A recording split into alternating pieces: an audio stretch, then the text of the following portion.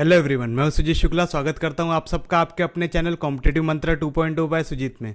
आज हम लोग चालू करने वाले हमारा नया लेसन जो है रेशियो एंड प्रोपोर्शन। तो चलिए बिना टाइम वेस्ट करे चालू करते हैं। क्या होता है रेशियो?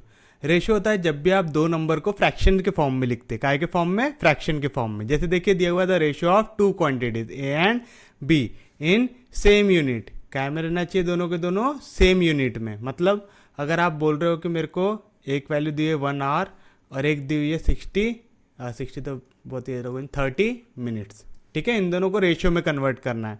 तो मेरे को क्या करना पड़ेगा? या तो मैं आवर को कन्वर्ट कर दूंगा मिनट में, या तो फिर मैं मिनट को कन्वर्ट कर दूंगा आवर्स में। याद रखिएगा, जब भी आप रेशियो लिखते हैं तो आपको हमेशा क्या करना पड़ता है? सेम यूनिट बनाना पड़ता है। यानी अगर एक वैल्यू आवर में तो दूसरी भी काय में चाहिए? आवर में। पहली वैल्यू अगर किलोमीटर में तो दूसरी वैल्यू काय में चाहिए? किलोमीटर में। याद रखिएगा ये चीज़।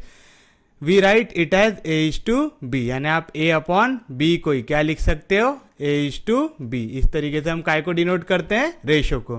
थोड़ा सा शुरू में आपको थोड़ा बोर लग सकता है कि आप जब थियोरी पढ़ रहे हैं, लेकिन एक बार जब हमारा न्यूमेरिकल वाला पार्ट चालू हो जाएगा तब आपको इंटरेस्ट आना चालू हो जाएगा। लेकिन ये थोड़ा जानना जरूरी होता है। A जो होती है उसको हम बोलते हैं फर्स्ट टर्म या तो फिर एंटीसीडेंट। ठीक है, ये वर्ड याद रखिएगा। ठीक है, एंटीसीडेंट। फर्स्ट टर्म को हम क्या बोलते हैं? एंटीसीडेंट। और जो सेकेंड टर्म रहता है उसको हम क्या बोलते हैं? कॉन्सिक्वेंट। ठीक है, तो ए जो रहेगा वो क्या रहेगा? एंटीसीडेंट। बी क्या रहेगा? कॉन्सिक्वेंट। ठीक है, ये फर्स्ट टर्म, ये सेकेंड टर्म। याद रखेंगे पक्के में। चलिए, समझ रहा है यहाँ तक? वैसे तो यहाँ पे कुछ भी ऐसा समझने लायक है क्या? नहीं, बस आपको थोड़ा सा बेसिक नॉलेज रहना चाहिए। वही बेसिक नॉलेज दे रहा हूँ आपको। प्रपोर्शन। प्रपोर्शन किसको बोलते हैं? Equalities of two ratio. जैसे आपको अगर दिया हुआ है A अपॉन बी इक्वल है C अपॉन डी से, तो ये क्या होता है हमारा? ये वैल्यू काय में बोलेंगे? प्रपोर्शन में। कैसा बोलेंगे हम? ABCD are in proportion. क्या बोलेंगे? ABCD are in proportion. तो जब भी कोई बोलता है ABCD आर इन प्रपोर्शन, उसके कहने का मतलब क्या होता है? A अपॉन बी इक्वल है C अपॉन डी से। क्या याद रखेंगे? ABCD आर इन प्रपोर्शन मतलब क्या होगा? A अपॉन बी इक्वल है C अपॉन डी से। और उसी को हम क्या लिखते हैं? A/B, फिर यहाँ पे ऐसा 4 डॉट, फिर C/D, यानी ABCD आर इन प्रपोर्शन। याद रखेंगे पक्के में। अब यहाँ पे क्या याद रखना है? A और D जो रहते हैं उनको हम क्या बोलते हैं? एक्सट्रीम्स। A और B को क्या बोलते हैं? एक्सट्रीम्स। सॉरी, A और D को क्या बोलते हैं? एक्सट्रीम्स। यानी जो पहली वैल्यू और जो आखिरी वैल्यू उसको हम क्या बोलते हैं? Extremes. While B and C are mean terms. ये जो बीच की जो वैल्यू है B और C, जैसे हम लोग बोल रहे हैं ना कि ABCD आर इन प्रपोर्शन, तो जो सब कोंटे के हैं ये दोनों के दोनों, ये क्या हो गए? एक्सट्रीम्स। और ये जो बीच के वो क्या हो गए? Mean terms. कुछ भी हार्ड, कुछ भी डाउट, तो यहाँ पे क्या याद रखना है? Product of mean equal to product of extreme. क्या याद रखना है? प्रोडक्ट ऑफ मीन इक्वल रहता है प्रोडक्ट ऑफ एक्सट्रीम से। ये कैसे है? हम क्या बोल रहे हैं? ABCD आर इन प्रपोर्शन, यानी A अपॉन बी इक्वल है C अपॉन डी से। दोनों को क्रॉस कर दो। यहाँ पे D डिवीजन में, इधर गया तो मल्टीप्लीकेशन में, यानी A इंटू डी। यहाँ पे B डिवीजन में, इधर गया तो मल्टीप्लीकेशन में आएंगे, equal to B into C। आ रहा है A और D क्या रहेंगे? एक्सट्रीम। बताया था मैंने। तो ये क्या होगा? Product of extreme. और B और C क्या है? बीच के टर्म, यानी mean term equal to product of extreme equal to product of mean terms. आएगा, ये लिखना आएगा पक्के में। If ABCD are in proportion then B into C equal to A into d. कोई भी दिक्कत, कोई भी डाउट? यहाँ तक सोपी है, सबको समझा है? इसमें कुछ भी हार्ड है क्या? नहीं, सिर्फ क्या है, थोड़ा सा बेसिक नॉलेज दे रहा हूँ। ये थोड़ा सा आपको बोर हो सकता है, लेकिन एक बार टॉपिक चालू हो जाने दो, फिर इंटरेस्ट आना चालू हो जाएगा। चलिए देखिए अगला क्या दिया हुआ है हमको, जो मालूम रहना चाहिए। Fourth proportional. क्या मालूम रहना चाहिए? Fourth proportional. फोर्थ प्रोपोर्शन कब बोलेंगे? जब A/B इक्वल है C/D से, यानी ABCD are in proportion, then D is fourth proportional to ABC। तो यहाँ पे D को हम क्या बोलेंगे? Fourth proportional. मतलब A अपॉन बी अगर इक्वल है C अपॉन डी से, तो D क्या हो गया? Fourth proportional. काय का? AB और C का। याद रखेंगे। कई बार ऐसा हो सकता है कि आपको क्वेश्चन में बोले फाइंड द फोर्थ प्रोपोर्शनल, और ऐसा इक्वेशन दे दिया रहे, तो आपको ये तो मालूम रहना चाहिए कि फोर्थ प्रोपोर्शनल बोलते किसको, तभी तो निकालोगे। नहीं तो निकाल सकते क्या? नहीं। उम्मीद है समझ रहा होगा। उसके बाद आता है थर्ड प्रोपोर्शनल। याद रखना, फोर्थ प्रोपोर्शनल में रहती है टोटल 4 टर्म, थर्ड प्रोपोर्शनल में रहती है टोटल 3 टर्म। अब 3 टर्म में कैसे बनेगा? A upon B equal to, अब ये बीच वाले को फिर से रिपीट कर दो, B अपॉन C। तो यहाँ पे C जो रहेगा वो क्या रहेगा? थर्ड प्रोपोर्शनल, किसका? ए और बी का। याद रखेंगे फोर्थ प्रोपोर्शनल क्या था? A upon B equal to B upon C. तो सी क्या रहेंगे, सॉरी क्या लिख रहा हूं, A upon B equal to C upon D. तो यहां पे डी क्या रहेगा? फोर्थ प्रोपोर्शनल काय का? ए बी और सी का रहेगा। उसी तरीके से अगर ए अपॉन बी इक्वल है बी अपॉन सी से, तो सी क्या रहेगा? थर्ड प्रोपोर्शनल काय का? ए और बी का। कोई भी दिक्कत, कोई भी डाउट? अब ये वर्ड याद रखना है जो यहां पे दिया हुआ है, कौन सा? Mean proportional. कौन सा वर्ड याद रखना है आपको? Mean proportional. तो याद रखना mean proportional between a and b is under root of A b. A और बी का मीन प्रोपोर्शनल हमेशा क्या होता है? Square root of A b. याद रखिएगा, क्या याद रखना है? Mean proportional. मीन प्रोपोर्शनल क्या रहता? ए और बी का क्या रहता? Under root of A b. Mean proportional कैसे निकालते हैं? यहां पे देखो क्या इक्वेशन है, ए अपॉन बी इक्वल है बी अपॉन सी से है। तो यहां पे बी, ए और सी क्या हो गए? एक्सट्रीम। बी क्या हो गया? मीन हुआ। जो भी क्वांटिटी की वैल्यू रहती है वो क्या लिखते हैं? एक्सट्रीम लिखते हमेशा। तो ए और सी क्या हो गया यहाँ पे? एक्सट्रीम। तो यहाँ पे क्रॉस करो, ए इंटू सी क्या मिलेगा? A C equal to B into B, B square. यानी बी की वैल्यू क्या मिली? Under root of A C. यहाँ पे इस केस में ए और सी क्या थे? एक्सट्रीम। इस केस में एक्सट्रीम क्या दिया हुआ है? ए और बी। तो याद रखना हमेशा अंडर रूट ऑफ एक्सट्रीम क्या रहता है हमारा? Mean proportional. याद रखेंगे। अगर मैं इसको ए और बी के टर्म्स में बनाना चाहता तो मेरे को क्या करना पड़ता? बस ये इक्वेशन को थोड़ा सा चेंज कर देना पड़ता। कैसा? मैं अगर इसको ऐसा लिखूं कि A upon C equal to C upon B, यहां पे ए और बी क्या हो गए? एक्सट्रीम। सेम चीज, A B equal to C into C, C square. तो सी की वैल्यू क्या मिली? Under root of A B. समझ गया होगा कैसे मिलता? Mean proportional. याद रखना क्या रहता? Under root of A B, यानी under root of extreme values. कोई भी दिक्कत, कोई भी डाउट? उसके बाद होता है कंपाउंडेड रेशियो। क्या होता है? Compounded ratio. बड़ा आसान है। अगर आपको ए अपॉन बी एक वैल्यू दिया हुआ है, सी अपॉन डी एक वैल्यू दिया हुआ है, ई अपॉन एफ एक वैल्यू दिया हुआ है, आपको बोल रहा है कि कंपाउंडेड रेशियो निकालना, तो आप क्या करोगे? पूरे न्यूमरेटर को मल्टीप्लाई करो। यानी ए मल्टीप्लाई होगा सी से, मल्टीप्लाई होगा ई से। इसको डिवाइड कर दो, कैसे? पूरे डिनोमिनेटर से क्या होगा? B d f. यानी क्या करना है? कंपाउंडेड रेशियो निकालने को बड़ा आसान है। क्या करना है? सिर्फ और सिर्फ पूरे न्यूमरेटर को मल्टीप्लाई करो, एक साथ लिख दो, पूरे डिनोमिनेटर को मल्टीप्लाई करो और एक साथ लिख दो। कुछ भी दिक्कत, कुछ भी डाउट? सोपी है, समझ रहा है पक्के में सबको? इतनी चीजें याद रहनी चाहिए, ठीक है? तो एक बार पढ़ने में आएगा क्या? नहीं, इसको थोड़ा 2-4 बार पढ़ लेना ताकि टर्म्स याद हो जाए। उसके बाद क्या है? Duplicate ratio. क्या है? Duplicate ratio. तो ए इज टू बी का डुप्लीकेट रेशियो क्या होगा? A square is to B square. यानी ए अपॉन बी वैल्यू दी हुई है, इसका डुप्लीकेट रेशियो क्या आएगा? ए स्क्वायर अपॉन बी स्क्वायर। याद रखेंगे डुप्लीकेट रेशियो क्या होता है? स्क्वायर। तो सब डुप्लीकेट में क्या हो जाएगा? Square root. याद रखो डुप्लीकेट में क्या हुआ? स्क्वायर। तो सब डुप्लीकेट में क्या होगा? Square root. तो ए अपॉन बी का सब डुप्लीकेट क्या निकालोगे? Square root of A upon square root of b. Same logic लगाओ। ट्रिप्लीकेट रेशियो, जब डुप्लीकेट कर रहा था तो क्या किया? स्क्वायर। तो जब ट्रिप्लीकेट करना है तो क्या करूंगा? क्यूब। तो ए अपॉन बी का ट्रिप्लीकेट रेशियो क्या आएगा?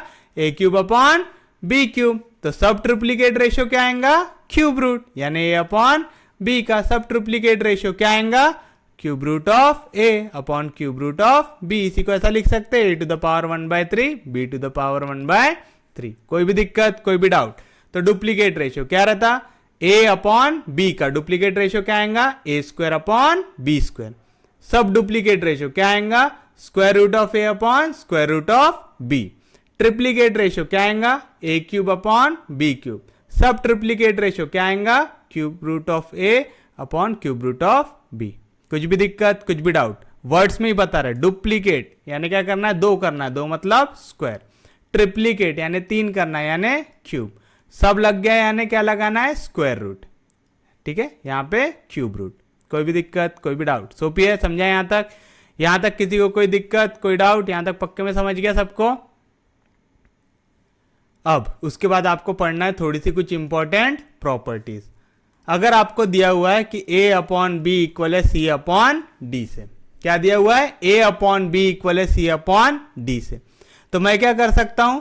ये दोनों वैल्यू को ऐड कर सकता हूं। मतलब मैं लगा सकता हूं कंपोनेंडो। क्या लगा सकता हूं? कंपोनेंडो। कंपोनेंडो कैसे लगाते? न्यूमरेटर में दोनों को ऐड करके लिखो, जो फ्रैक्शन दिया हुआ है। क्या है फ्रैक्शन? a अपॉन बी, तो क्या हो जाएगा a प्लस बी, और डिनोमिनेटर में जो था उसको लिखो, तो क्या आएगा डिवीजन में b इक्वल टू जो चीज लेफ्ट साइड में किया वही चीज राइट साइड में करो। यहां पे क्या था फ्रैक्शन? c अपॉन डी था, न्यूमरेटर में क्या करना है? ऐड करना है, तो क्या आएगा c plus D divided by denominator, तो डिवाइड बाय डी। ये कौन सी प्रॉपर्टी हो गई? कंपोनेंडो। क्या हुई प्रॉपर्टी? कंपोनेंडो। अगली प्रॉपर्टी क्या लगाएंगे? डिविडेंडो। याद रखना, कंपोनेंडो में ऐड करते, डिविडेंडो में सब्ट्रैक्ट करते, तो क्या है ratio? a upon B equal to C upon d. जब डिविडेंडो लगाओगे क्या करोगे? दोनों को सब्ट्रैक्ट करोगे, तो क्या आएगा? a minus B. डिनोमिनेटर जैसा है वैसा, डिनोमिनेटर के साथ छेड़छाड़ करना क्या नहीं। c अपॉन डी का क्या आएगा? c minus D upon D. Add किए तो कंपोनेंडो, सब्ट्रैक्ट किए तो डिविडेंडो, दोनों साथ में किए तो कंपोनेंडो एंड डिविडेंडो। पहले क्या लिखे? कंपोनेंडो, तो न्यूमरेटर में क्या हो जाएगा? दोनों के दोनों ऐड। बाद में क्या लिखे? डिविडेंडो, तो डिनोमिनेटर में क्या हो जाएगा? सब्ट्रैक्ट। जो चीज लेफ्ट साइड की है वही राइट साइड, तो क्या आएगा?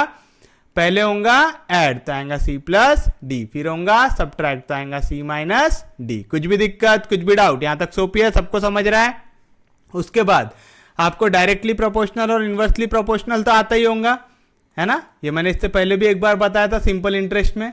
क्या दिया हुआ है? x is directly proportional to y if x equal to k y, है ना? जब भी आपको x equal to k y का फॉर्म दिखे, जहां पे k क्या हो? एक कांस्टेंट वैल्यू। k क्या रहना चाहिए यहाँ पे? एक कांस्टेंट वैल्यू, तो आप क्या बोलोगे? x is directly proportional to y।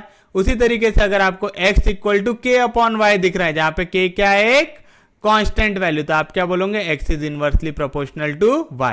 यानी अगर y न्यूमरेटर में है तो डायरेक्टली प्रोपोर्शनल, y अगर डिनोमिनेटर में है तो इनवर्सली प्रोपोर्शनल। याद रखेंगे पक्के में।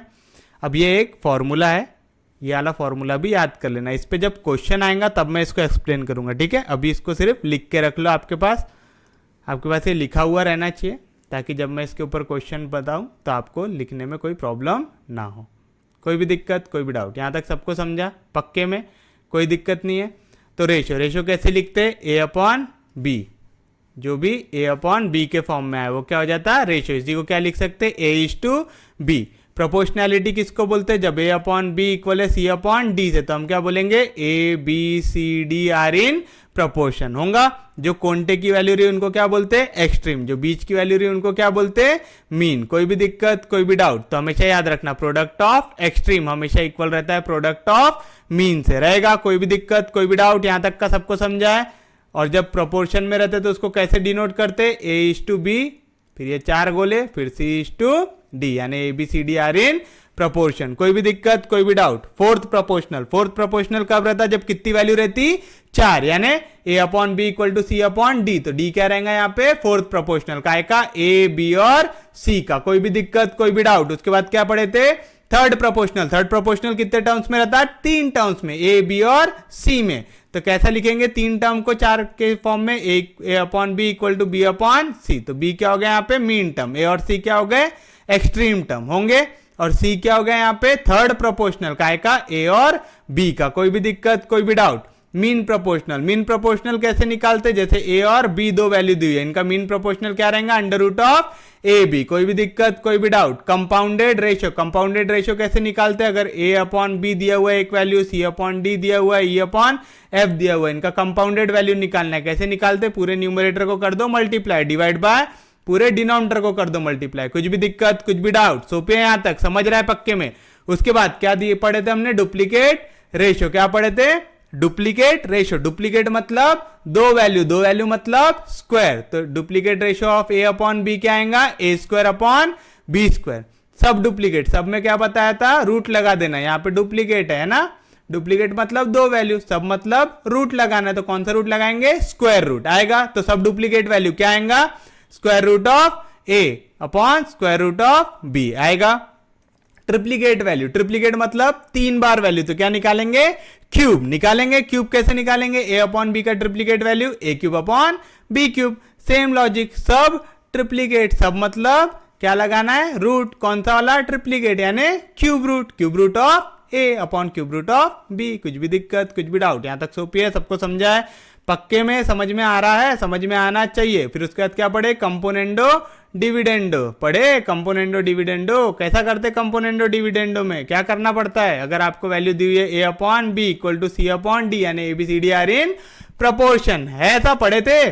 तो हमको क्या करना पड़ता, अगर हम ऐड करें न्यूमरेटर में A plus B upon B equal to C plus D upon D, denominator के साथ छेड़छाड़ करना नहीं। तो ये कौन सी प्रॉपर्टी हो गई, कंपोनेंडो। अगर मैं न्यूमरेटर में सब्ट्रैक्ट कर दूं A minus B upon B equal to C minus D upon D, तो ये क्या हो गया, डिविडेंडो। अगर मैं दोनों एक साथ कर दूं, यानी A plus B upon A minus B equal to C plus D upon C minus D, तो ये क्या हो गया, कंपोनेंडो एंड डिविडेंडो। यानी आपने एक चीज देखे, कंपोनेंडो एंड डिविडेंडो जब लगाते हो तभी जाके आपके डिनोमिनेटर के साथ छेड़छाड़ होती है, जब सिंगल लगाते तो कुछ होता है क्या, नहीं।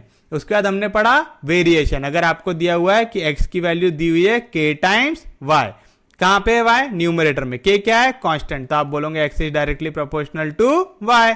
अगर दिया हुआ है x equal to k upon y, k क्या है, कांस्टेंट, y कहां पे, डिनोमिनेटर में, तो आप क्या बोलोगे, x is inversely proportional to y। उसके बाद फिर आपको एक ही फॉर्मूला मार लेना है रट्टा, जैसा लिखा हुआ है वैसा, कि suppose a container contain x unit of liquid, एक कंटेनर में x यूनिट है ओरिजिनल लिक्विड, ठीक है।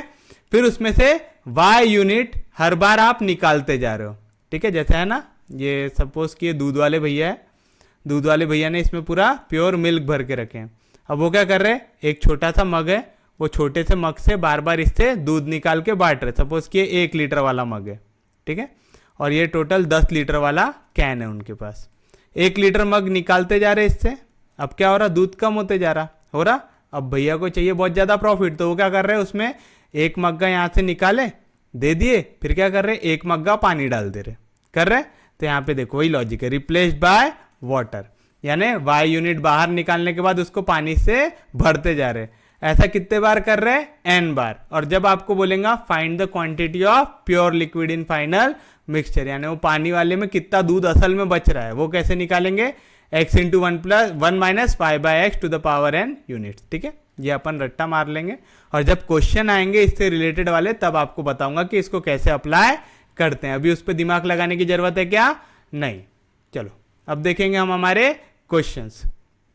शुरुआत करते हैं पहले बैंक पीओ के साथ, ठीक है। क्या दिया हुआ है question, if 7:x equal to 17.5:22.5 then find the value of x। काय की वैल्यू निकालना है, x की। मैंने बताया था याली इक्वेशन जब भी ऐसी दी रही तो क्या लिख सकते हैं, 7:x का ही मतलब क्या होता है, 7/x इक्वल टू 17.5:22.5 का क्या मतलब होता है, 17.5/22.5 लिख सकते हैं इसको ऐसा, यानी 7/x इक्वल टू, सबसे पहले क्या हटाऊंगा मैं, पॉइंट, तो क्या आएगा 175/225। समझा क्या किया मैंने, यहां पे क्या किया, 7/x था, 17.5 था, 22.5 था। पॉइंट के बाद कितने डिजिट थे, 1 डिजिट, तो ऊपर भी 10 से मल्टीप्लाई कर दिया, नीचे भी 10 से मल्टीप्लाई कर दिया। कोई भी दिक्कत, कोई भी डाउट, आप लोगों को अगर वाला मेथड याद होगा कि 2 से मल्टीप्लाई करके भी कर सकते तो वैसा भी कर सकते, उससे भी आंसर सेम आएगा, ठीक है। सेम आएगा मतलब फाइनल आंसर जाएगा। हमको क्या की वैल्यू चाहिए, x की। x यहाँ पे डिवीजन में, इधर गया तो मल्टीप्लीकेशन में। यहाँ पे 7 था जैसे का वैसा। अच्छा, साइड चेंज करने से आपको तकलीफ तो नहीं होती, नहीं तो फिर मैं वही साइड पे लिखता हूँ। क्या है वैल्यू यहाँ पे, 7। यहाँ पे 225 डिवीजन में, इधर गया तो मल्टीप्लीकेशन में। यहाँ पे 175 मल्टीप्लीकेशन में, इधर गया तो डिवीजन में। यहाँ पे x डिनोमिनेटर में, इधर गया तो न्यूमरेटर में। कुछ भी दिक्कत, कुछ भी डाउट, यहाँ तक सोपी है, सबको समझा है, ऐसा सॉल्व करना आ जाएगा, सोपी है, कुछ दिमाग लगाना पड़ रहा क्या, नहीं। चलो अब देखो, यहाँ पे 5 है, 75 25 के टेबल में आता है, 25 भी 25 के टेबल में आता है। क्या लगा रहा हूं, टेस्ट ऑफ डिविजिबिलिटी, यानी दो नंबर कैसे डिवाइड होंगे, 25 से। 25 की डिविजिबिलिटी टेस्ट पढ़े हो क्या, नहीं पढ़े हो तो लेक्चर देख के आओ। चलो क्या है, 25 का टेबल आता है, 25 5 जा कितना होगा, 125, तो 6 जा, और ये कितने जा कटेगा, 7 जा कटेगा। कोई भी दिक्कत, कोई भी डाउट। 25 के टेबल में 225 कितने जा आएगा, 9 जा। यहाँ पे 7 कैंसल। तो बताइए यहां से x की वैल्यू कितनी मिली आपको, x की वैल्यू 9। क्या है x की वैल्यू 9, तो this is your final answer. कुछ भी दिक्कत, कुछ भी डाउट, इसमें कुछ भी ऐसा जो ना समझाओ, जितों को नहीं समझा उतों के लिए ये रिपीट टेलीकास्ट। क्या दिया हुआ है 7:x इक्वल टू 17.5:22.5। इसको कभी भी ऐसा रखना क्या नहीं, इसको डिवाइड वाले फॉर्म में लाओ। मतलब क्या हुआ 7/x इक्वल टू 17.5/22.5। ये समझ जाएगा पक्के में। 7:x को क्या लिखेंगे 7/x इक्वल टू 17.5:22.5 को क्या लिखेंगे 17/5/22.5 लिखेंगे। कोई भी दिक्कत, कोई भी डाउट, यहाँ पे x डिवीजन में इधर गया तो मल्टीप्लीकेशन में, 22.5 इधर डिवीजन में, इधर गया तो मल्टीप्लीकेशन में, तो क्या आएगा 17 into 22.5 equal to divide by, यहाँ पे 17.5 डिवीजन में इधर गया तो मल्टीप्लीकेशन में, सॉरी मल्टीप्लीकेशन में इधर गया तो डिवीजन में। कोई भी दिक्कत, कोई भी डाउट, यहाँ पे एक पॉइंट कैंसिल, तो क्या मिलेगा आपको x की वैल्यू 7 इंटू 225 अपॉन 175 आएगा। 25 के टेबल में 5 125 होता है, तो ये कितने जाएगा 6 और ये 7 जा। 25 के टेबल में 225 कितने जाएगा 9 जा, 1 7 कैंसिल, तो क्या है x की value 9। This is your final answer. Hard है क्या क्वेश्चन, देख रहे हो, रेशियो एंड प्रोपोर्शन को बस ऐसा हुआ बना के दिखा दिया, ठीक है। अपन ने कंपाउंड इंटरेस्ट देखा, बोलते बहुत हार्ड है, हार्ड लगा क्या है सोपी था। सिंपल इंटरेस्ट हार्ड रहता बोले सोपी था, है ना। नंबर सिस्टम हार्ड रहता बोले सोपी था। अभी रेशियो एंड प्रोपोर्शन हार्ड रहता बोलते वो भी सोपी लगेगा, ठीक है। अच्छे से पढ़ो, सब सोपी है। मैथ्स है, जितने ज्यादा बार आप सॉल्व करोगे ना उतने अच्छे से आएगा आपको, और जितना ऊपर ऊपर देख के जाओगे उतना ही पेपर में भी ऊपर ऊपर निकल जाएगा। चलो देखो, अब ये है वर्ड प्रॉब्लम। वर्ड प्रॉब्लम थोड़े हार्ड रहते, तो गौर से देखो। The total number of student in a school is 2140। तो टोटल नंबर ऑफ स्टूडेंट कितना दिया हुआ है 2140। If the number of girls in the school is 1200, girls का नंबर कितना दिया हुआ है 1200, then what is the ratio of total number of boys. Ratio निकालना है, ठीक है। क्या निकालना है रेशियो, किस किस का, टोटल नंबर ऑफ बॉयज। देखो मैंने टोटल नंबर ऑफ स्टूडेंट था उसको कैसे रिप्रेजेंट किया टी से, टोटल नंबर ऑफ गर्ल्स को कैसे रिप्रेजेंट किया जी से, तो टोटल नंबर ऑफ बॉयज को कैसे करूंगा बी से करूंगा। काय का रेशियो निकालना है total number of boys to number of girls, यानी B/G निकालना है, यानी क्या निकालना है B/G। याद रखना जो रेशियो निकालते ना, पहली जो वैल्यू दी रही वो न्यूमरेटर में रहनी चाहिए, दूसरी जो वैल्यू दी रही 2 के बाद की जो वैल्यू दी रही वो कहां पे आना चाहिए डिनोमिनेटर में। क्या बोल रहा है ratio of total number of boys यानी B/2 बोला यानी divide total number of girls यानी G, यानी क्या निकालना है B/G। अब आप एक चीज बताओ, ये क्या बोल रहा है टोटल नंबर ऑफ स्टूडेंट है 2140 है ऐसा। टोटल नंबर ऑफ स्टूडेंट का मतलब क्या हुआ जितने लड़के हैं और लड़कियां। यहाँ पे हमको दो ही चीज दी हुई है ना, कि देखो यहाँ पे सैंपल स्पेस में दो ही चीज बताए। टोटल नंबर ऑफ स्टूडेंट में यहाँ पे क्या बोल रहा है, एक तो गर्ल्स है और दूसरे बॉयज है, यानी टोटल क्या रहेगा जितने लड़के हैं प्लस जितनी लड़कियां है आएगा ऐसा। हमको काय की वैल्यू चाहिए कितने लड़के हैं, तो यहाँ पे प्लस गर्ल्स, इधर गई तो माइनस गर्ल्स, यानी टोटल में से गर्ल्स को निकाल दो। टोटल कितना है 2140, गर्ल्स कितनी है 1200, 40 में से 00 गया तो 40, 21 में से 12 गया तो कितना बचेगा 9, यानी कितने लड़के हैं 940। कैसे निकाले समझा।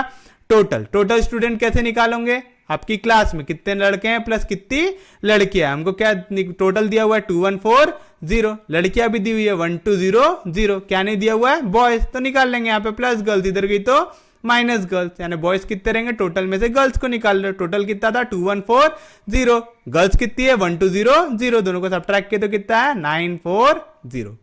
कुछ भी हार्ड, कुछ भी दिक्कत, सोपी है यहां तक, थोड़ा सा दिमाग लगाओगे आ जाएगा। अब क्या चाहिए था बॉयज इज टू गर्ल्स, तो देखो भाई boys divide by girls, boys कितना है 940 डिवाइड बाय गर्ल्स कितनी है 1200। अब क्या करना है यहाँ पे काटने वाली मेथड लगाओ, 1 0 1 0 कैंसल। कोई भी दिक्कत, कोई भी डाउट, दोनों के दोनों कौन से नंबर है इवन नंबर है, इवन नंबर है तो 2 से डिवाइड होंगे, 2 60 जा, 2 4 जा 8, 2 7 जा, क्या है 47/60। This is your final answer. कोई भी दिक्कत, कोई भी डाउट। क्या किया हमने क्वेश्चन में, the total number of student दिया हुआ था, टोटल नंबर ऑफ स्टूडेंट को कैसे डिनोट किया टी से, कितना दिया हुआ है 2140, तो टी की वैल्यू क्या हो गई 2140। If the number of girls का ऐसे डिनोट किया जी से, कितना दिया हुआ है 1 2 0 0, तो गर्ल्स कितने हो गए 1 2 0 0। Then what is the ratio, क्या निकालना है रेशो काय का, बॉयज टू गर्ल्स यानी B/G या तो B/G निकालना है। कैसे निकालेंगे, सबसे पहले तो हमको बॉयज मालूम है क्या, नहीं तो बॉयज पता करेंगे। कैसे पता करेंगे, टोटल बोल रहा है, टोटल कैसे निकालते हैं भाई, कितने लड़के पढ़ रहे हैं और कितनी लड़कियां पढ़ रही है स्कूल में, है ना। हमको क्या चाहिए, कितने लड़के पढ़ रहे हैं, तो यहाँ पे प्लस जी, इधर गया तो माइनस जी, यानी टोटल में से किसको निकालना है, गर्ल्स को। तो क्या मिल जाएंगे, नंबर ऑफ बॉयज। दोनों को सब्ट्रैक्ट करने में कितना मिला 940। हमको क्या चाहिए B/G, काय की वैल्यू चाहिए B/G की। कैसे निकालेंगे, B को डिवाइड कर दो G से। B कितना था 940 डिवाइड बाय 1 2 0 0, 1 0 1 0 कैंसिल, दोनों इवन नंबर थे, 2 से डिवाइड हो गए, 47/60 यानी B/G कितना है 47:60। कुछ भी दिक्कत, कुछ भी डाउट, सोपी है ना। वहां पे ऐसा डिजाइनर बनाते बैठना क्या नहीं, यहाँ पे काट लिया आंसर आ गया, तुरंत मार्क करके आगे बढ़ना। कोई भी दिक्कत, कोई भी डाउट, देख रहे हो यार क्वेश्चन बड़े आसान है, बस आपको क्या करना है, एक बार ध्यान से पढ़ना है, एक बार पढ़ लिए तो हो गया काम। A person spent 8100 in buying some tables at 1200 each, ठीक है। अब क्या बोल रहा है, एक इंसान के पास 8100 रुपए है ना, तो टोटल कितना है उसके पास 8100 रुपए है। इतना स्पेंड किया है क्या खरीदने में, सम टेबल्स, ठीक है। कुछ क्या खरीद रहा है वो टेबल, और कुछ क्या खरीद रहा है चेयर, है ना। तो यहां पे अब अपन टी से तो टोटल ले लिए, तो टेबल का ऐसे ले लूं, टी से ले लूं टेबल, नहीं तो ऐसा लिख ही देता, नहीं तो आप कंफ्यूज हो गए तो आफत हो जाएगी। चलो, टेबल का रेट कितना है 1200, और क्या का रेट दिया हुआ है चेयर्स का, चेयर का रेट कितना दिया हुआ है 300, ठीक है। यानी एक टेबल है 1200 रुपए का, एक चेयर है 300 रुपए की, और उसने टोटल पैसा कितना खर्च किया है 8100। The ratio of number of chair to that of table, आपको क्या निकालना है, ratio of number of chair, number of chair divide by number of tables. क्या निकालना है, रेशियो निकालना है, काय का, number of chair divide by number of tables. ये समझ रहे हैं ना, चेयर लिखा हुआ है सॉरी क्या निकालना है आपको, the ratio of number of chairs to that of table, यानी number of chair divide by number of tables निकालना है। कब, when maximum possible number of tables are purchased. क्या बोल रहा है, उसने ज्यादा से ज्यादा कितने टेबल खरीद सकता था उतने खरीद लिया। ज्यादा से ज्यादा कितने खरीद सकता था, एक टेबल कितने का है 1200 का, तो दो टेबल कितने के हो जाएंगे 2400 के, तीन कितने के हो जाएंगे 3600 के, ये समझ रहा क्या कर रहा हूं, चार कितने के हो जाएंगे 4800 के, पांच कितने के हो जाएंगे 6000 के होंगे, और छह कितने के हो जाएंगे 1200 के। मतलब आप समझ रहे हैं हम क्या कर रहे हैं, सॉरी 1200 बोल रहा हूँ 7200 के, 7200 के, ठीक है। ये समझ रहे हैं हम क्या कर रहे हैं, हम निकाल रहे हैं कि कितने टेबल वो खरीद सकता था। कितने खरीद रहे हैं, 1 2 3 4 5 6, 6 ही क्यों लिए, क्योंकि आप देखो जैसे आप 6 से मल्टीप्लाई करते हो 1200 को 6 से मल्टीप्लाई करके देखो, 6 0 0 6 0 0 6 2 12 कैरी 1 6 1 6 6 + 1 7 7200 वो टोटल में से खर्च कर सकता, हाँ जी कर सकता। 1200 इंटू 7 करके देखो, 7 0 0 7 0 0 7 2 14 कैरी 1 7 1 7 8, कितना पैसा लगेगा अगर 60 टेबल खरीदने गया तो 8400, ये तो उसके औकात के बाहर का हो गया है कि नहीं। उसको कितने पैसे उसके पास 8100, उसमें सबसे ज्यादा टेबल वो कितने खरीद सकता है, ज्यादा से ज्यादा 6। ये समझा कैसे निकाले, पक्के में क्या करना है आपको, पेपर में वैल्यू को करके देखना मल्टीप्लाई कि वो कितने टेबल खरीद सकता था। कैसे निकाले हमने जो रेट दिया हुआ था एक टेबल का उसको मल्टीप्लाई कर करके देखते गए कि कितने टेबल वो खरीद पाएगा। कोई भी दिक्कत, कोई भी डाउट, सोपी है यहां तक, समझा पक्के में। तो मैक्सिमम नंबर ऑफ टेबल जो वो खरीद सकता है, वो कितने खरीद सकता है 6। 6 कैसे आया समझा, हमने ये लिख के रख लेना है यहाँ पे नोट पे आपके पास कि हमने 1200 को 6 से मल्टीप्लाई किया तो मिला 7200। इतने पैसे वो खर्च कर सकता है टोटल में से, इतने पैसे खर्च करने के बाद उसके पास रिमेनिंग अमाउंट कितना बचेगा बताओ, जिससे वो चेयर खरीद सकता। कितना है? 8100 टोटल है। और टेबल खरीदने में कितने पैसे खर्च कर दिया उसने? 7200 कर दिया, 0 में से 0 गया तो 0, 81 में से 72 गया तो कितना बचेगा? 9, यानी कितना रिमेनिंग अमाउंट है उसके पास? 900 रुपीज है। चेयर, एक चेयर कितने की है? 300 रुपए की है। कितने पैसे हमारे पास? 900 रुपए। तो बताओ कितनी चेयर खरीद सकता? नंबर ऑफ चेयर कितनी खरीद सकता? टोटल अमाउंट कितना है? 900। एक चेयर कितने की है? 300 की। 20 कैंसिल, 3 3 जा 9, यानी कितनी चेयर खरीद सकता? 3। कितने टेबल खरीदा? 6 खरीदा। हमको क्या पूछ रहा था? Number of chairs upon number of table, इनका रेशियो पूछ रहा था। नंबर ऑफ चेयर, कितनी चेयर खरीद पाया? 3, divide by number of table, कितने टेबल खरीद पाया? 6। 3 1 जा 3, 3 2 जा 6, यानी क्या answer? 1:2। This is your final answer. कोई भी दिक्कत, कोई भी डाउट? सोपी है, पक्के में सबको समझ में आया? जितने को नहीं समझ में आया उनके लिए रिपीट टेलीकास्ट हो रहा है। चलो देखो जल्दी से, क्या है? अ पर्सन स्पेंड ₹8100, यानी इतना उसने क्या किया? टोटल पैसा खर्च किया। क्या करने में? इन बाइंग सम टेबल्स, जो कितने के हैं? 1200 रुपए ईच, यानी 1200 rupees each, and some chair at 300 rupees each, और कुछ चेयरें खरीदा कितने में? 300 रुपए की एक। आपको बोल रहा है नंबर ऑफ चेयर और नंबर ऑफ टेबल का रेशियो निकालो। कब? जब maximum possible number of table is purchase. जितने ज्यादा से ज्यादा टेबल खरीद सकते थे उतने खरीद लो। कैसे करेंगे? 1200 वैल्यू दी हुई है, यहां पे टोटल अमाउंट कितना है? 8100 है। आप क्या करोगे? ये देखोगे 1200 के इसके आसपास आप कितना जा सकते हो। तो मैंने क्या किया? सबसे पहले 1200 को कैसे मल्टीप्लाई किया? 6 से। कितना मिला? 7200, यानी 7200। फिर मैंने 1200 को कैसे मल्टीप्लाई किया? 7 से। 1200 को 7 से मल्टीप्लाई किया तो कितना मिला? 8400। 8400 मेरे बजट के बाहर जा रहा, तो मैं 60 टेबल खरीद सकता क्या? नहीं खरीद सकता। तो मैं नेचुरली कितने खरीदूंगा? 6 टेबल। तो नंबर ऑफ टेबल्स कितने परचेस किया? 6। तो देख लो यार, 6 टेबल खरीदने के बाद कितना पैसा बच रहा है मेरे पास। अब रिमेनिंग अमाउंट कितना है? टोटल कितना लेके आया था मैं? 8100। कितना खर्च कर दिया टेबल खरीदने में? 7200। तो मेरे पास कितने रुपए बचे? 900 रुपए बचे। अब मैं इसमें कितनी चेयर खरीद सकता? एक चेयर कितने की है? 300 की। तो 2 चेयर कितने की हो जाएंगी? 600 की। तो 3 चेयर कितने की हो जाएंगी? 900 की। तो मैं कितनी चेयर खरीद सकता? 3 खरीद सकता। अब मेरे को क्या निकालना था? Number of chair divide by number of table. Number of chair कितनी थी? 3, नंबर ऑफ टेबल 3 2 जा 6। आगे रेशियो क्या है? 1:2। कुछ भी दिक्कत, कुछ भी डाउट? सोपी यहां तक समझ रहा है पक्के में? कोई दिक्कत नहीं, कोई डाउट नहीं, सबको पक्के में समझा?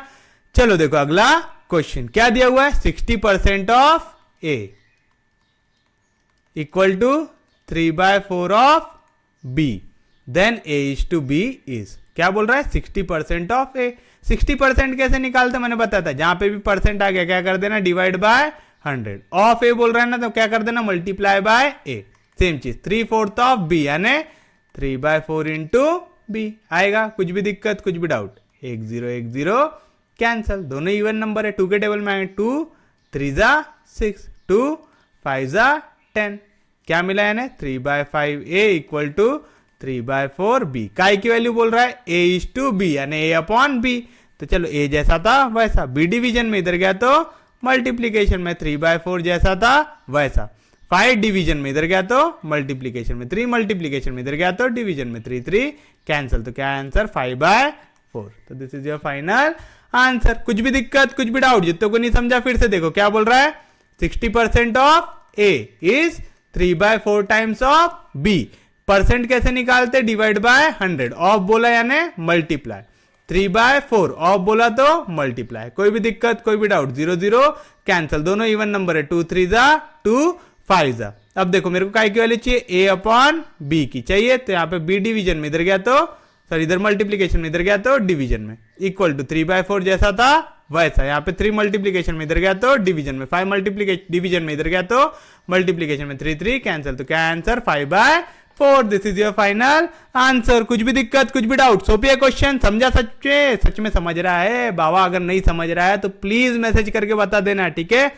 टॉपिक छोड़ना नहीं, टॉपिक आसान है, बस थोड़ा सा दिमाग लगाओ, थोड़ा सा ध्यान से देखते जाओ। क्या दिया हुआ है, which of the following represent a B equal to 64। आपसे पूछ रहा है कि इनमें से कौन सी ऐसी वैल्यू है जो क्या रिप्रेजेंट करती है, ए बी इक्वल टू 64, यानी आपको एंड में आंसर आना चाहिए ए इंटू बी इक्वल टू 64। तो चलो देखते, पहला ऑप्शन क्या दिया हुआ, 8:a इक्वल टू 8:b, यानी क्या दिया हुआ है 8/a इक्वल टू 8/b, ऐसा दिया हुआ है। यहाँ पे अगर हम सॉल्व करने की कोशिश करें तो क्या हो जाएगा, 8 1 जा 8, 8 1 जा 8, यानी क्या मिलेगा, इधर लिखता हूँ 1/a इक्वल टू 1/b, यानी इसको जब सॉल्व करेंगे तो क्या मिलेगा, 1/a इक्वल टू 1/b, यानी क्या मिल सकता है 1/a इक्वल टू 1/b, या तो a इक्वल टू b। ऐसा सॉल्व करके इसलिए दे रहा हूँ कि यहाँ पे अगर a इक्वल टू b दिया रहता तो ये आंसर रहता, ठीक है। पेपर में इतना सॉल्व करते बैठना क्या नहीं, दिख गया यहाँ पे नहीं आ रहा, आगे बढ़ जाना। अगला क्या दिया हुआ है, a:16, यानी a/16 इक्वल टू b:4, यानी b/4 आएगा। ऐसा समझ रहा है पक्के में। क्या करना है, ए और बी को एक साथ लेके आना है, आ सकते क्या, नहीं आ सकते, तो ये भी आंसर रहेगा क्या, नहीं। लेकिन मैं इसको भी थोड़ा सा सॉल्व कर देता हूँ। तो यहाँ से क्या मिलेंगे, यहाँ पे 16 डिवीजन में, इधर क्या तो मल्टीप्लीकेशन में, तो b/4, 4 4 16, ए इक्वल टू क्या मिलेगा 4b। आप पेपर में ऐसी पंडिताई करते बैठे होंगे क्या, नहीं। क्या करना है, आगे बढ़ जाना है। यहाँ पे दिख गया दोनों की दोनों वैल्यू न्यूमरेटर में, सॉल्व हो सकती क्या, नहीं, तो आगे बढ़ जाना। वहां पे रुकना नहीं, ऐसा टाइम पास करना नहीं। ये सब मैं आपको क्यों निकाल के दे रहा हूं, क्योंकि यहाँ पे क्वेश्चन बदल सकता है। मैं अगर लिख दूं कि represent A equal to B, तो आंसर हो जाएगा A, represent A equal to 4b, तो आंसर हो जाएगा बी। समझ रहे हो, करके सॉल्व करके दे रहा हूं आपको, ऐसा सॉल्व करते बैठना है क्या, नहीं। सी की वैल्यू क्या दी हुई है, a:8, यानी a/8 इक्वल टू b:8, यानी b/8, 8 8 कैंसिल, यानी यहाँ से क्या मिल रहा है, a इक्वल टू b, तो ये भी आ सकता है क्या, नहीं। तो मेरा नेचुरली आंसर क्या रहेगा, डी। सॉल्व करते हैं, 32:a, यानी 32/a इक्वल टू b:2, यानी b/2, 2 डिवीजन में, इधर गया तो मल्टीप्लीकेशन में, 32 2 जा कितना होगा 64, a इंटू b ab, यानी ab इक्वल टू 64। आ गया आंसर। कुछ भी दिक्कत, कुछ भी डाउट, यानी वाला क्वेश्चन कैसा था, वहां पे क्या सॉल्व करना है आपको, पूरे के पूरे ऑप्शंस। क्यों, क्योंकि यहाँ पे बोला है कि ऐसी कौन सी वैल्यू है जो a B equal to 64 represent कर सकती। कैसे किया हमने ये वैल्यूज के हर एक ऑप्शन को सॉल्व किया। पहला क्या था, 8:a इक्वल टू 8:b, यानी 8/a इक्वल टू 8/b। दोनों वैल्यू डिनोमिनेटर में मल्टीप्लाई हो सकती क्या, नहीं, तो आंसर रहेगा क्या, नहीं। a:16 इक्वल टू b:4, दोनों वैल्यू कहां पे है, न्यूमरेटर में, सॉल्व हो सकती क्या, नहीं, तो आंसर रहेगा क्या, नहीं। a:8 इक्वल टू b:8, दोनों वैल्यू कहां पे है, न्यूमरेटर में, तो दोनों मल्टीप्लाई में आ सकती क्या, नहीं, तो ये आंसर रहेगा क्या, नहीं। एक ही वैल्यू है, जहां पे एक वैल्यू डिनोमिनेटर में, एक वैल्यू न्यूमरेटर में, तो ये रहेगा हमारा फाइनल आंसर। उम्मीद है समझाऊंगा कैसे किए, पक्के में समझा। ये ज्यादा हार्ड है क्या क्वेश्चन, ये अगर हार्ड लग रहा है तो बाबा फिर बहुत मुश्किल हो जाएगा। चलो क्या दिया, विच of the following is the lowest ratio, आपको बताना है इसमें सबसे छोटा रेशियो कौन सा है। कैसे निकालेंगे, डिवाइड करके। क्या वैल्यू है, पहले ऐसा लिख लेते अच्छा सिस्टमैटिक। क्या है पहला वैल्यू, 7:15, यानी 7/15। तो चलो करेंगे 7/15 कैसे करेंगे, 15 से डिवाइड करना है 7 को, करना है 15 के टेबल में 7 आता क्या, नहीं, तो क्या करेंगे 0 पॉइंट डालेंगे, तो कितना हो जाएगा ये 70। 15 4 दा कितना हो जाएगा 60 आएगा। कैसे कर रहे समझ रहा है पक्के में। यहां से क्या बचेगा 1, क्या आएगा नीचे 0, फिर क्या आ जाएगा नीचे 0। 15 के टेबल में 100 के आसपास की वैल्यू कौन सी आ सकती है, 15 6 कितना हो जाएगा 90, बचेगा 1, नीचे आएगा 0, फिर से आएगा 0, तो फिर से 15 6 यानी कितना आ रहा है ये 0.4666। ये 6 चलते रहने वाला, क्योंकि फिर से यहाँ से कितना आएगा 90, क्या बचेगा 1, नीचे आएगा 0, फिर क्या आ जाएगा 0, यानी क्या आ रही वैल्यू 0.4666। क्या है पहले वाली की वैल्यू 0.4666 आई। दूसरा क्या दिया हुआ है 15:23, यानी क्या है 15/23, तो 23 से डिवाइड करना है किसको 15 को, होता क्या डायरेक्ट, नहीं, तो डालेंगे 0 पॉइंट, क्या आएगा नीचे 0 आएगा। कुछ भी दिक्कत, कुछ भी डाउट, 23 के टेबल में 150 के आसपास की वैल्यू कहां पे आ सकती, 23 5 आ सकती, क्या 5 3 15, कैरी 1, 5 2 10, 10 + 1 11, एक और ले सकते हैं ना 23 6 भी ले सकते हैं, 6 3 18, कैरी 1, 6 1 6 12 13 आएगा। कितने जा रहा 6 जा। आगे सॉल्व करने की जरूरत है क्या? नहीं, इससे छोटी वैल्यू ऑलरेडी हमारे पास है, हमको लोवेस्ट वैल्यू निकालना है, तो इसको आगे सॉल्व करते बैठेंगे क्या? नहीं, यानी ये वाली वैल्यू हो सकती है लोवेस्ट? नहीं, क्योंकि क्या है हमारी 0.6 में, तो ये लोवेस्ट हो सकती नहीं। अगली क्या है 17:25, 25 17, ये समझा 17:25 बोल रहा है, यानी 17/25, यानी 25 से डिवाइड करो किसको 17 को, तो आएगा 0 पॉइंट, तो यहाँ पे क्या आ जाएगा 0।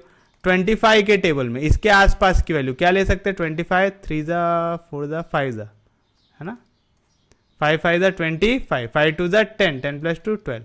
अरे यार क्या दिमाग लगा रहा अपन, 25 6 जा तो डायरेक्ट आ जाएगा ना, 25 6 जा कितना आएगा 150, बचेगा 1, नीचे आएगा 0। आगे सॉल्व करने की जरूरत है क्या? नहीं, ये भी क्या है हमारा 0.6 में, इससे छोटी वैल्यू है हमारे पास।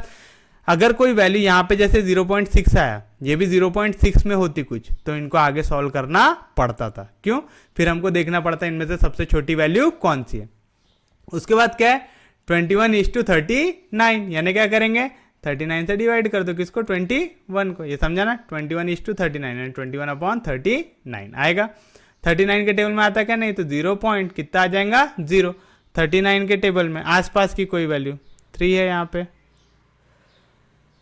5 जा 6 जा 6 जा ही ट्राई कर लेते, तब से सब 66 आ रहा है ना। 6 9 जा 54, 6 3 जा 18, 18 + 3 21, बड़ी वैल्यू हो गया ना।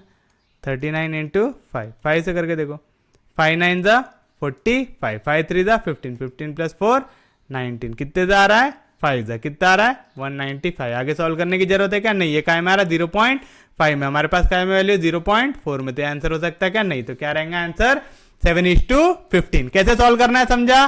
पक्के में समझा रे बाबा, पक्के में समझ में आ रहा है कुछ कि पूरा बाउंसर ही बाउंसर जा रहा है? कौन कौन से नंबर है? पहला क्या है 7:15, दूसरा क्या है 15:23, तीसरा क्या है 17:25, चौथा क्या है 21:39। हमेशा क्या करना, पहली वाली वैल्यू तो पूरी सॉल्व कर लेना।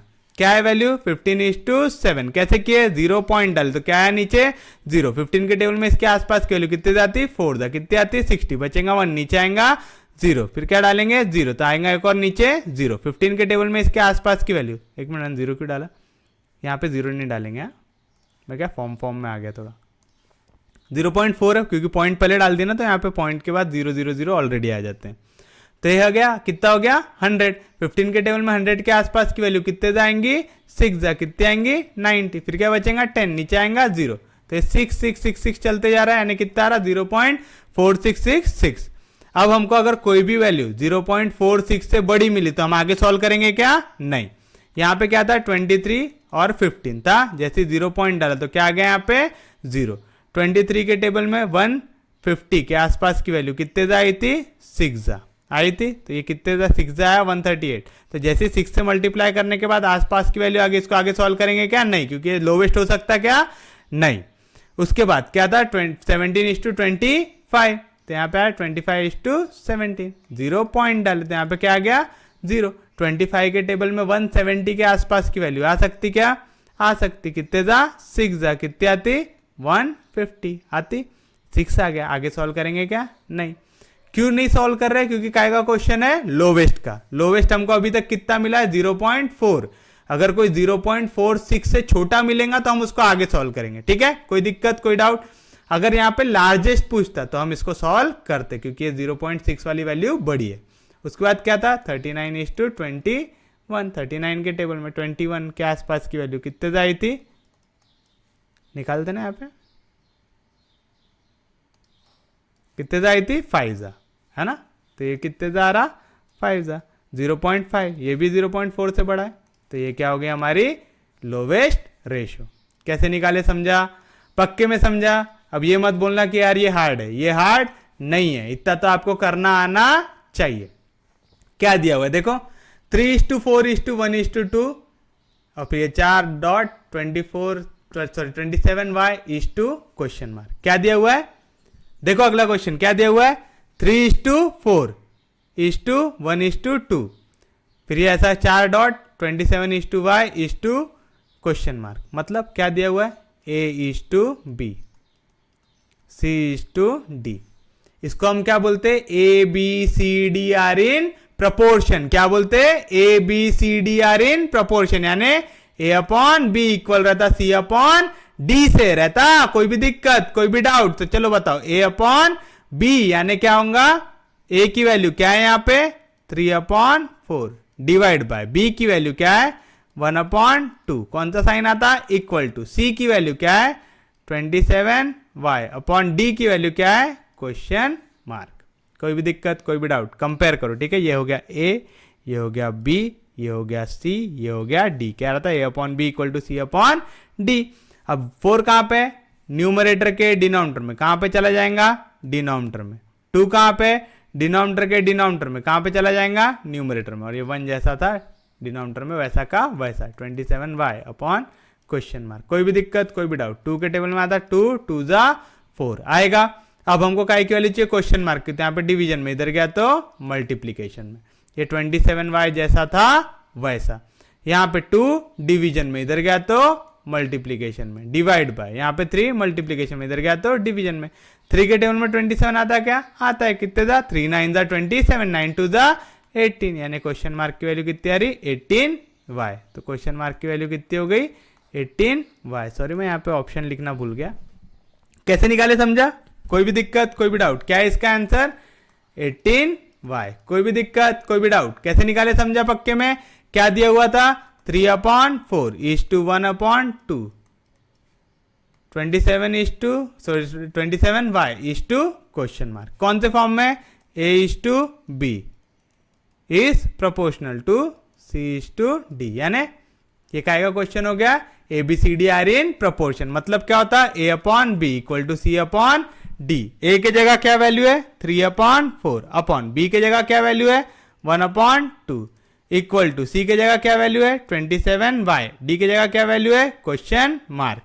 अब यहाँ पे 2 कहाँ पे, डिनोमिनेटर के डिनोमिनेटर में, कहाँ पे जाएगा न्यूमरेटर में। 4 कहाँ पे, न्यूमरेटर के डिनोमिनेटर में, कहाँ पे जाएगा डिनोमिनेटर में। तो क्या मिलेगा यहाँ पे 3 × 2 upon 4 equal to 27y upon question mark. काय की वैल्यू चाहिए क्वेश्चन मार्क की, यहाँ पे 2 1 जा 2 2 2 जा 4, काय की वैल्यू चाहिए क्वेश्चन मार्क की।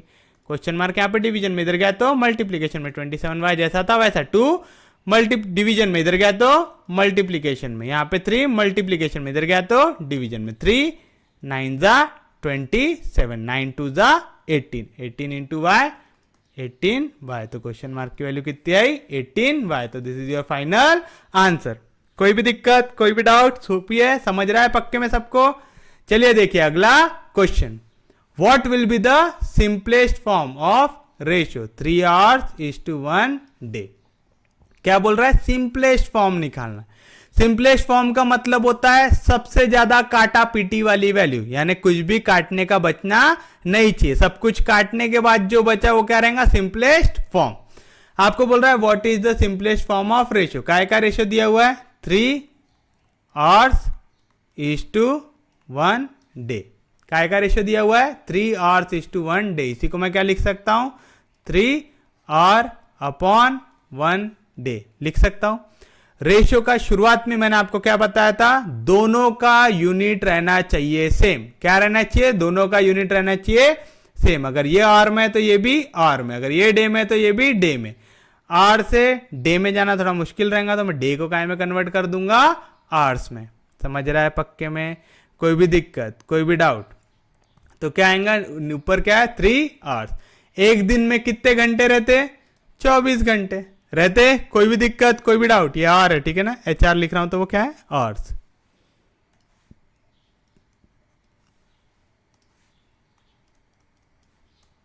आएगा? ये समझा? एक दिन में कितने घंटे रहते 24 घंटे। और यूनिट कैंसिल, समझा पक्के में? 3 1 जा 3, 3 8 जा 24। तो क्या आंसर 1/8 यानी 1:8। तो this is your final answer. कोई भी दिक्कत, कोई भी डाउट? क्या बोल रहा है सिंपलेस्ट फॉर्म। सिंपलेस्ट फॉर्म का मतलब सबसे ज्यादा काटने के बाद की वैल्यू। कैसे निकालते? सबसे पहले देखो रेशियो काय का दिया हुआ है। काय का दिया हुआ था 3 hours इज टू 1 day, ऐसा बोल रहा था।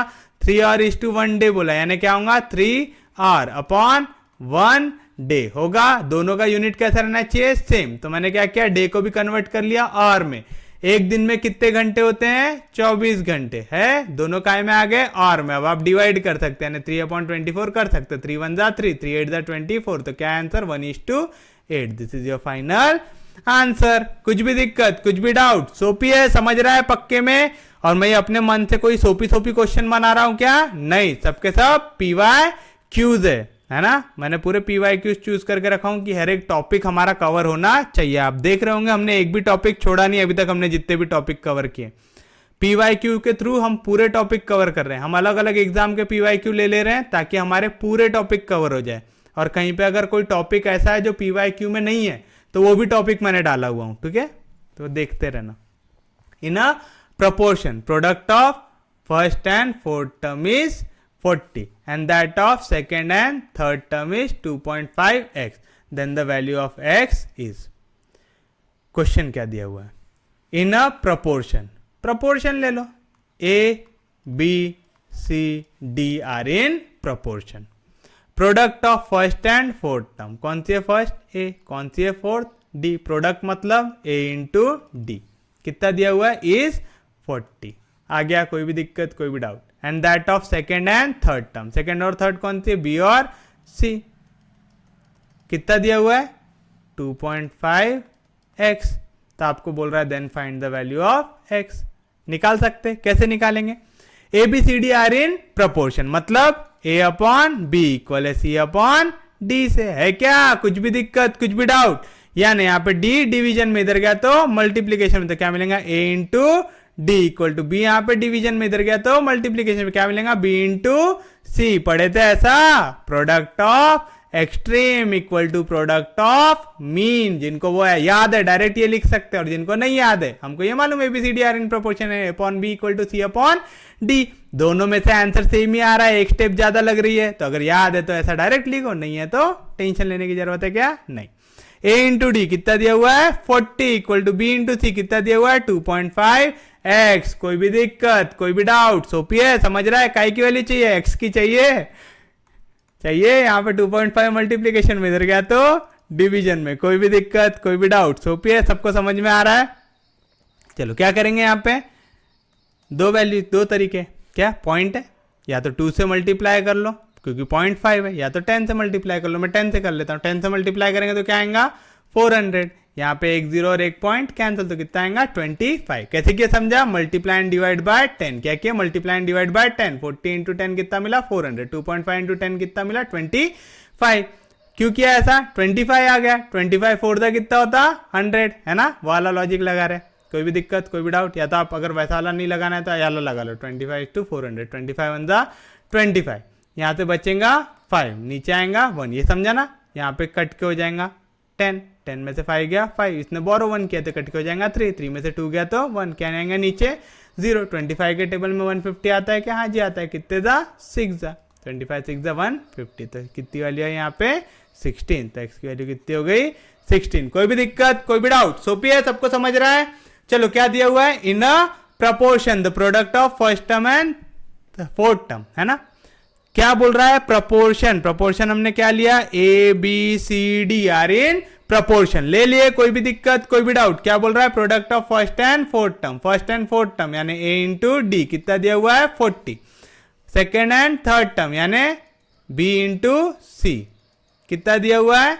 2.5x दिया हुआ है। एबीसीडी का है में प्रपोर्शन में यानी प्रोडक्ट ऑफ एक्सट्रीम यानी ए इंटू डी इक्वल रहेगा प्रोडक्ट ऑफ मीन यानी बी इंटू सी। जिनको ये नहीं याद वो क्या करेंगे?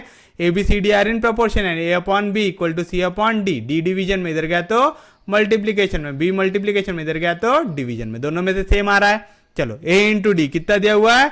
40। बी इंटू सी कितना दिया हुआ है? 2.5x दिया हुआ है। समझ रहा है कि बाउंसर जा रहा है? ये तो बाउंसर जाना नहीं चाहिए। यहाँ पे 2.5 मल्टीप्लीकेशन में इधर गया तो डिवीजन में यानी क्या आएगा? 40 अपॉन 2.5। क्या करेंगे? पॉइंट को हटाएंगे। कैसे हटाएंगे? Multiply and divide by 10। ऊपर 10 से मल्टीप्लाई होगा तो 40 इंटू 10 400। नीचे 2.5 इंटू 10, एक जीरो और एक पॉइंट कैंसिल, तो कितना आएगा? 25। 25 के टेबल में 400 आता है क्या? हाँ जी आता है। कितने जा?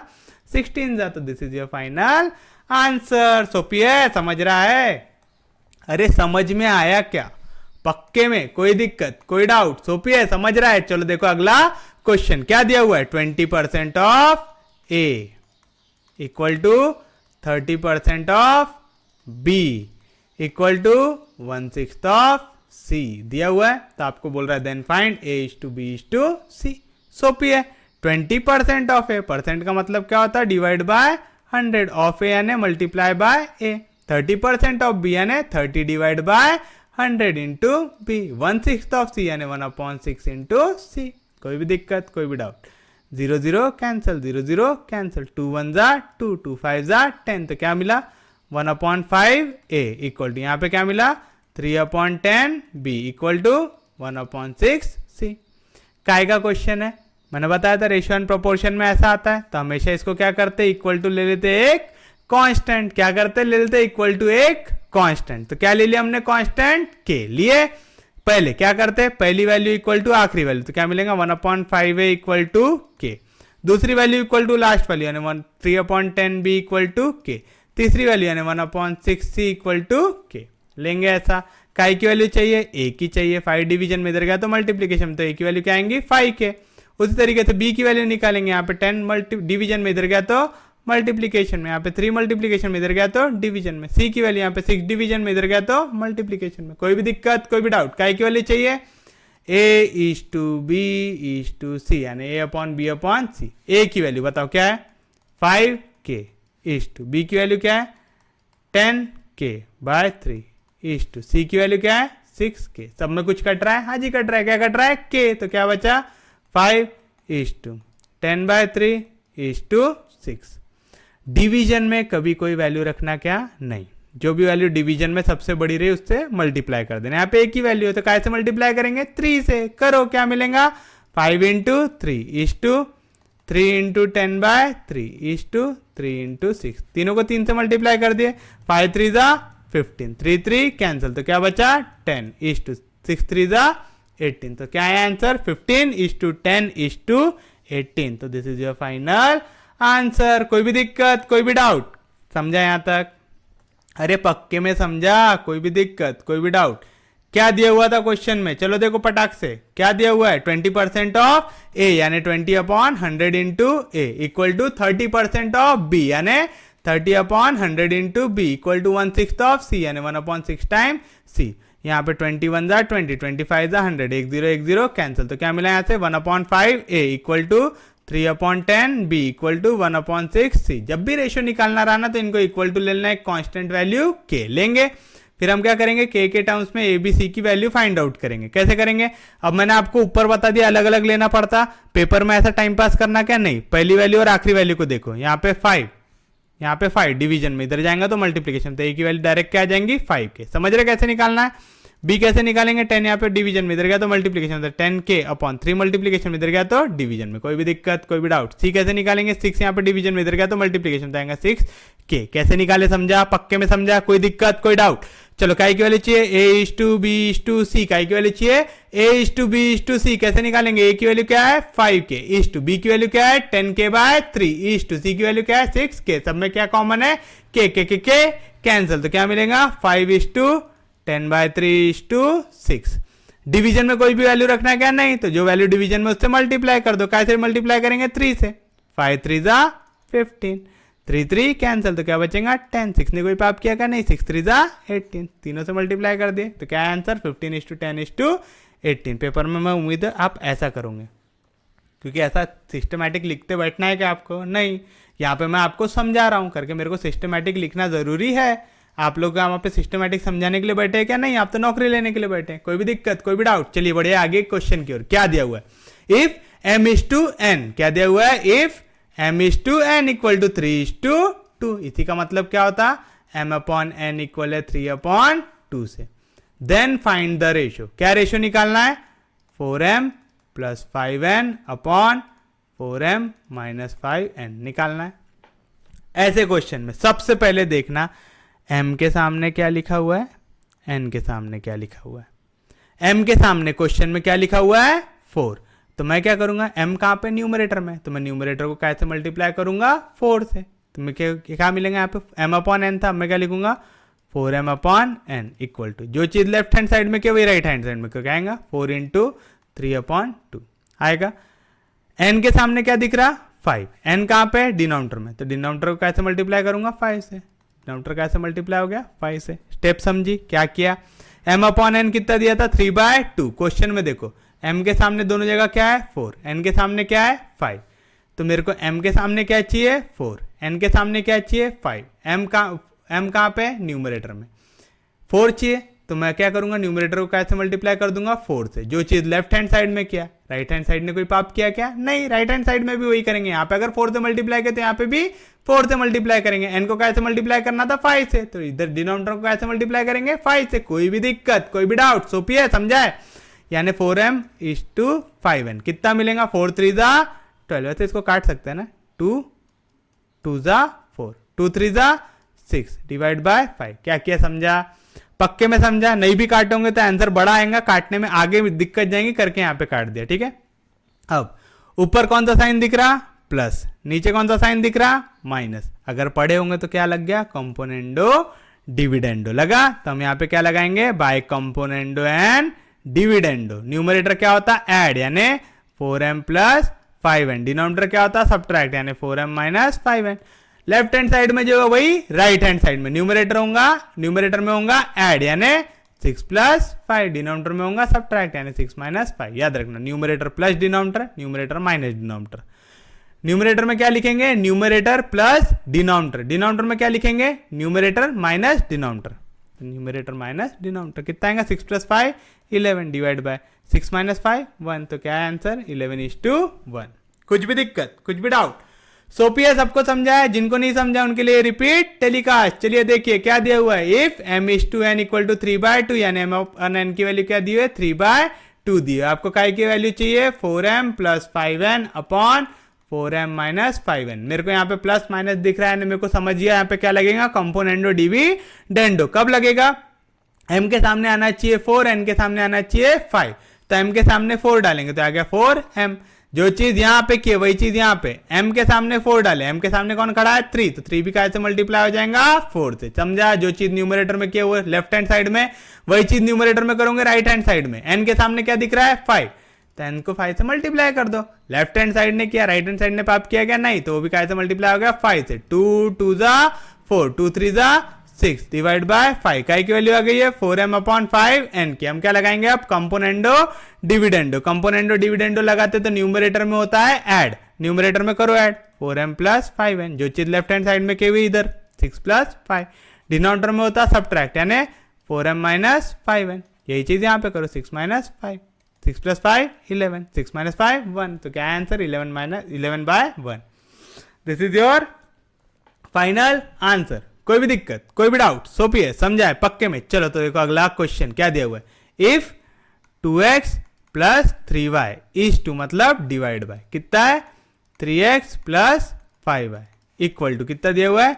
18:29। Then find the value of x is to y। काय की वैल्यू निकालना है? x इज टू y की।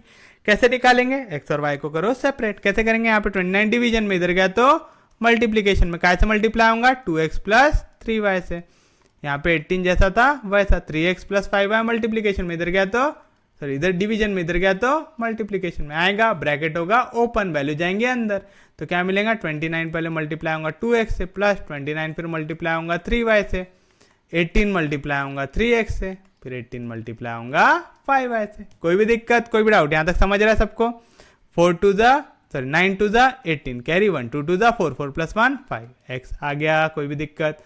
3 9 जा 27, 3 2 जा 6, 6 plus 2 8 into y equal to 3 8 जा 24, 3 1 जा 3, 3 प्लस 2 5, 54x प्लस 5 8 जा 40, 5 1 जा 5 प्लस 4 9 आएगा। काय की वैल्यू चाहिए? x इज टू y की चाहिए, तो एक जगह पे x बना लो, एक जगह पे y बना लो। ये 58x जैसा था वैसा, यहाँ पे प्लस 54, इधर गया तो माइनस 54x। ये 90y जैसा था वैसा, यहाँ पे प्लस 87x, इधर गया तो सॉरी माइनस 87, प्लस 87y, इधर गया तो माइनस 87y। 58x में से 54x गया तो कितना बचेगा? 4x। 90y में से 87y चला गया तो कितना बचेगा? 3y। काय की वैल्यू चाहिए? x इज टू y की। काय की चाहिए?